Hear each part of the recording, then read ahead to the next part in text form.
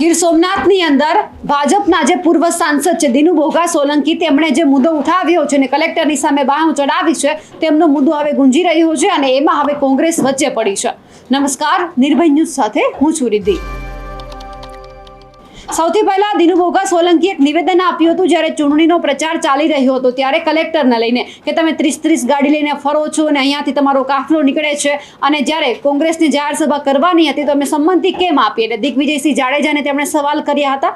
ચૂંટણી પૂરી થઈ અને ફરી એક વખત દિગ્વિજયસિંહ જાડેજા છે તેમને લઈને તેમણે ઘટસ્ફોટ એક નિવેદન આપ્યું છે અને કહ્યું છે ક્યાંક ને ક્યાંક જે આ દિગ્વિજયસિંહ જાડેજા કલેક્ટર છે તે ભ્રષ્ટાચાર કરી રહ્યા છે। શક્તિસિંહ ગોહિલને પણ આમાં વચ્ચે લાવવામાં આવ્યા હતા। તેમને લઈને હવે જે ગીર સોમનાથ જિલ્લાના કોંગ્રેસ પ્રમુખ છે કરશન બારડ તેમણે પત્રકાર પરિષદ યોજી અને માહિતી આપી અને કહ્યું છે કે જાહેર સભામાં જ કોંગ્રેસના નેતા શક્તિસિંહ પર આક્ષેપ કરવામાં આવ્યા છે તે પાયા વિહોણા છે। દિનુ સોલંકી અને કલેક્ટરને વ્યક્તિગત વાંધો છે એને ક્યાંક તમારે જિલ્લામાં લઈ જાઓ અને જિલ્લાની અંદર લઈને આવવામાં આવ્યા છે કારણ કે જ્યારે પણ એક ડિમોલેશનની વાત હતી ત્યારે પણ આ સવાલ ઉઠી રહ્યા હતા। દિનુ સોલંકીની પાંજરાપોળની જમીન કલેક્ટરે ખાલસા કરતા વાંધો ઉઠાવ્યો છે અને જિલ્લા કોંગ્રેસ પ્રમુખ કરશન બારડનું આ સ્ફોટક નિવેદન ઘણું બધું સૂચન કરે છે। સૌથી પહેલા તો આપણે જે આ કરશન બારડ છે તેમને સાંભળીએ। તેમણે દિનુ બોઘા સોલંકી અને કલેક્ટર વચ્ચે શું વાંધો છે તે ઉજાગર કર્યો છે। હમણાં તાજેતરમાં કોડીનાર નગરપાલિકાની ચૂંટણી ગઈ અને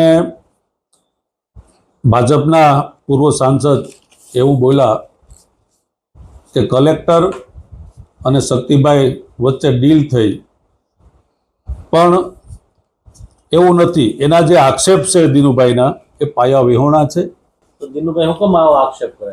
દિનુભાઈ અને પોતાને કલેક્ટરને કોઈ પોતાને બંનેને ગમે તકલીફ હોય એમ વાંધો હોય અથવા અમને એવું લાગે છે કે દિનુભાઈની જે જગ્યા છે 320 એકર એ કોર્ટમાં ને થઈ અને પછી અહીં આવ્યું પાછું અને આ કલેક્ટરે કંઈક ખાલસા કર્યું કે જે કંઈ હોય અને એને હિસાબે દિનુભાઈ કલેક્ટરને ફેરવીને સીધા નગરપાલિકામાં લઈ આવ્યા। યુદ્ધો ચાલ્યા છે, શું મામલો હોઈ શકે? એ બંનેનો આંતરિક વાંધો છે અને જિલ્લામાં લઈ આવે। તો કેમ દિનુભાઈ આવું કહે?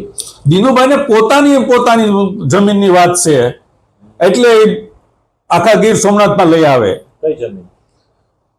એ પાંજરાપોળની કોઈ જગ્યા લીધી એને અને એ જમીનનો કોઈ મુદ્દો છે કલેક્ટર અને બંને વચ્ચે। એમાં શું કલેક્ટરે શું કર્યું? કલેક્ટરે ખાલસા કરી અને અત્યારે એવી મૂળ સ્થિતિમાં પાછી પાંજરાપોળની જગ્યા રહી એવું કંઈક કોર્ટનો આદેશ છે। છેલ્લા 1 વર્ષથી ગીર સોમનાથ જિલ્લાની અંદર અનેક જગ્યા પર ડિમોલેશનની કામગીરી ચાલુ છે। હજુ પણ આ જ કામગીરી યથાવત જોવા મળી રહી છે। તેમને લઈને પણ ઘણા બધા વાંધા ઉઠાવવામાં આવ્યા છે। હવે જ્યારે દિનુ બોઘા સોલંકી અને કલેક્ટર વચ્ચે આ મતભેદ ઊભો થયો છે, ક્યાંક ને ક્યાંક ભ્રષ્ટાચારની વાતો ઉજાગર કરવામાં આવી રહી છે। હવે એ નથી સમજાતું કે દિનુ બોઘા સોલંકી સાચા છે કે પછી કલેક્ટરે ખરેખર ભ્રષ્ટાચાર કર્યા છે। હવે કોંગ્રેસે ઝંપલાવ્યું છે। તેમને લઈને આપનું શું કહેવું છે કમેન્ટ કરીને ચોક્કસથી જણાવજો। સાથે જ અમારી નિર્ભય ન્યૂઝ ચેનલને લાઇક, શેર અને સબસ્ક્રાઇબ કરવાનું ભૂલશો નહીં। નમસ્કાર।